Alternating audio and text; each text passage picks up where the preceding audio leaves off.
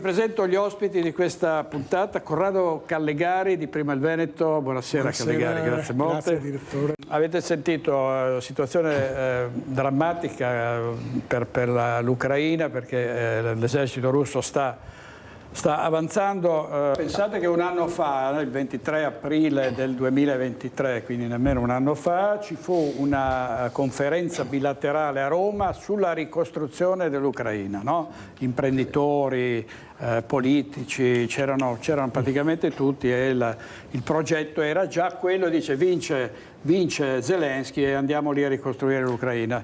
Callegari, prego. Allora, diciamo che appunto la questione non va guardata dal 2022, ma va guardata prima, ma non solo al 2014, perché bisogna andare a rivedere anche la storia politica di qualche anno prima, dove presidente dell'Ucraina era un filorusso che è stato poi rovesciato con un colpo di Stato, finanziato da chi non si sa, ma mi presumo per l'esperienza diciamo sull'America, su altri cose, sicuramente sta finanziato dagli americani per rovesciare un governo filorusso. Da lì dopo è venuto fuori, dopo qualche presidente un po' impresentabile, è venuto fuori Zelensky, e da lì è cominciata tutta una storia per me di provocazione nei confronti della popolazione russa. È ovvio che uno come Putin, che non è un santo, ha fatto una reazione non da poco. Però anche adesso che si sente parlare, io non ho mai sentito una volta l'Unione Europea parlare di fare un incontro diplomatico per cercare di risolvere questo problema senza le armi. Ma è evidente, perché quando si parla di NATO, la NATO non è l'Unione dei Paesi europei, è l'America, il lungo braccio dell'America in Europa, perché è l'America che finanzia la NATO, ed è l'America che dà le disposizioni su quello che deve fare la NATO. E la NATO in tutto questo periodo, e anche l'Unione Europea, non ha mai parlato, neanche adesso, di un'azione diplomatica per risolvere la questione senza far uso delle armi. Cioè, qua si parla continuamente di mandare soldi per armi, aerei, carri armati, e non si mandano delle missioni diplomatiche per risolvere il problema. È ovvio che in questa situazione qua è Putin che ha il coltello dalla parte del manico, perché lui ha invaso quei territori russofoni, e prima che lui se ne vada via da di là, neanche la diplomazia non so se avrà la capacità di farlo. Le armi sicuramente no, perché non è sorprendente quando c'è scritto Putin avanza, vincerà lui. Cioè, l'Unione Sovietica, prima della caduta del muro del Berlino, era la seconda potenza mondiale, alla pari dell'America. Volete dirmi che Putin non ha armi, non ha soldati, non ha bombe? Cioè, è veramente una cosa impensabile. È ovvio che i mezzi di informazione nostri, non tutti, è ovvio che hanno dato l'indirizzo delle notizie in una certa maniera. Mi fa venire in mente l'ultima guerra che abbiamo avuto noi purtroppo in Italia, dove a radio italiana diceva stiamo vincendo dappertutto, salvo quando italiani che guarda il cielo sopra Roma e ha visto tutti gli aerei americani che buttavano su bombe. Cioè, questa è la realtà. E adesso sta succedendo la stessa cosa, perché Putin, lui è costante, avanza, e l'Ucraina non è in grado, come Stato, di reagire a una potenza economica e militare come la Russia. Se l'America non gli dà quantitativi enormi di mezzi, sicuramente l'Ucraina non è in grado di... E Trump, tra le altre cose, che già dà un messaggio in avanti. Se vince Trump a novembre, l'Ucraina si ha da scordare finanziamenti, ma non solo l'Ucraina, non anche credo la che lo NATO. farà vincere. Come? Non credo che lo farà vincere. No, non lo faranno, sì, ma è questo quello che sta succedendo, che si sta preparando avanti. Quindi nessuna sorpresa. È ovvio che non possiamo sapere se Putin vincerà, però insomma le avvisaglie io penso ci siano. Cambiamo titolo, perché centrodestra e centrosinistra vanno verso le elezioni spaccati perché in seguito alle vicende di Bari, alla compravendita di voti, Giuseppe Conte ha rinunciato a fare le primarie insieme al Partito Democratico, quindi si sono divisi.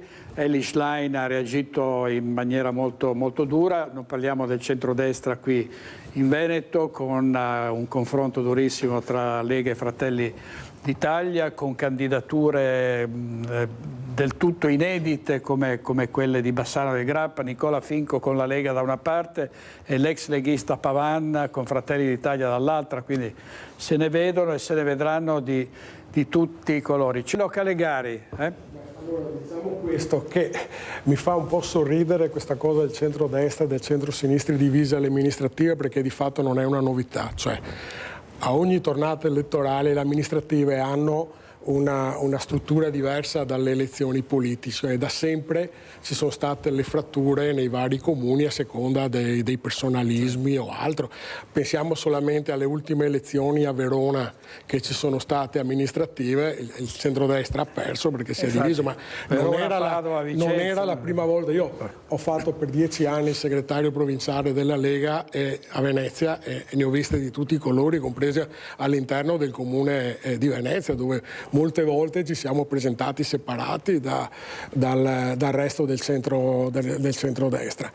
E invece quello che a me dà un po' fastidio è quello che sta continuando a dire la Lega in giro per il famoso 29 di aprile, su cui in aula ci dovrebbe essere il grande evento. Io da ex della Lega ne ho vissuti altri 2 di questi grandi eventi, con la devolution a suo tempo e con i decreti del federalismo fiscale, poi sempre in aula, trionfalismi, e dopo non si è riusciti a risolvere niente, perché ogni volta vengono messi praticamente dei gradini insormontabili. Su questa riforma qua hanno messo quella dei LEP, che tutti sappiamo che non vedrà una fine questa cosa dei LEP.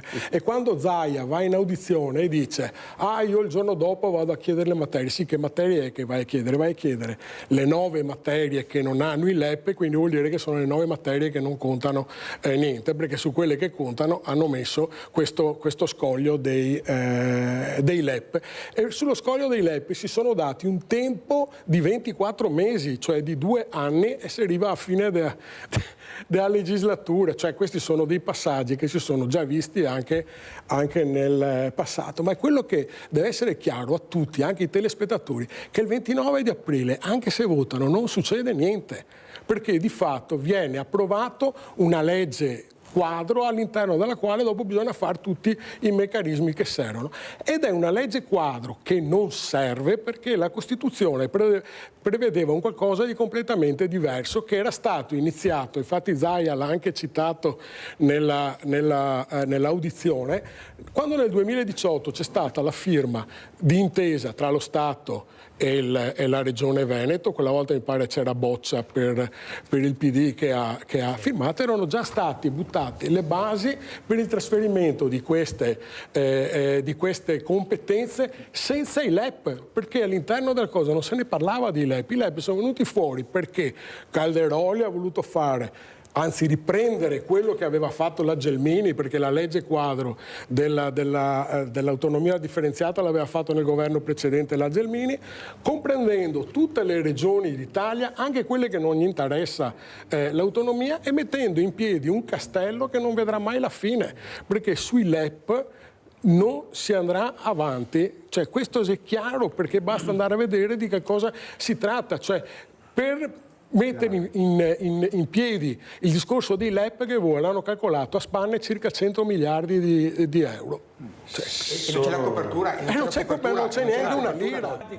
Cambiamo titolo sull'altra notizia del giorno, che è quella della sanatoria che è stata proposta da Salvini, già ribattezzata il salva casa. No, io vedo questa mossa fatta da Salvini una mossa astuta, probabilmente in accordo con Giorgetti, ministro dell'economia, perché hanno già paventato che ci sono delle difficoltà col prossimo DEF, perché oltre a esserci questo discorso del super bonus, perché si trincerano dietro il problema del super bonus, nella realtà nascondono il fatto che quest'anno dovremo pagare 98 miliardi di interessi sul debito pubblico che hanno gonfiato l'anno scorso con tutta una serie di piazzamento di titoli di Stato, i famosi, com'è che si chiamano, i buoni valore, che li hanno piazzati al 5%. Questo cosa vuol dire? Che gli interessi cominciamo a pagarli quest'anno. E quindi ci sia una doppia lettura di questo. Sì, indubbiamente fatto prima delle elezioni è un qualcosa che serve per fare cassa di voti, ma anche fare cassa economica dopo. Infatti Tajani è saltato in piedi su sta roba qua perché si è visto anticipare una cosa che probabilmente volevano fare anche loro, però non è una cosa per me campata così in aria, ha soprattutto un risvolto economico perché lo Stato ha bisogno di fare cassa e un condono così fanno sicuramente gran cassa. Scusi, allora direttore, io sono un mestrino dalla nascita, quindi io anzi io e lui ci conosciamo da 50 anni. Sì, ma ti arriva dopo. Sì, è vero. Io sono nato a Mestre, ho vissuto e vivo a Mestre e ho visto la trasformazione di questa città. Che ne dica il mio amico Marotta, la responsabilità principe della degenerazione di questa città qua è stato un'amministrazione comunale durata decenni, si sono alternati i sindaci che hanno applicato una cultura, e ne abbiamo sentito qua anche l'amico Gennara, hanno permesso di tutto, hanno permesso alla gente di arrivare da fuori, fare delle concentrazioni multietniche, ma non che magari siano tutte persone che non vanno bene, però hanno permesso che si creasse questa degenerazione cittadina. Sì, Via Piave, da dov'è che è nata? Io poi quando ho cominciato a fare politica mi sono mosso anche con la questione. C'è tutto, interi quartieri alla mafia cinese, la quale dopo aver acquistato tutti i condomini di Via Piave li ha ovviamente utilizzati per le attività illecite, dandole poi in affitto a chi sappiamo che cosa faceva dopo come attività delittuosa. E purtroppo sono rimasto enormemente deluso, a parte che non avevo fiducia anche delle amministrazioni di centrodestra che sono venute fuori dopo con Brugnaro a capo, dove per questa città qua non è stato fatto assolutamente niente. Voglio ricordare che ai tempi in cui Mestre stava degenerando in quella maniera, Treviso invece era un fiore all'occhiello di sicurezza, ma lì c'era un sindaco che io ritengo un signor sindaco con le pale che si chiamava Giancarlo Gentilini, il quale venne contestato, voglio ricordare, da tale Gianfranco Bettin di Mestre, anzi di Marghera, perché si era permesso di tagliare. Chi è che si ricorda che Gentilini una delle prime cose aveva segato le panchine davanti alla stazione? Certo. Una rivoluzione contro il razzismo, roba del genere. Ma lo sapete che dopo Gianfranco Bettin ha fatto togliere le panchine che c'erano in piazzale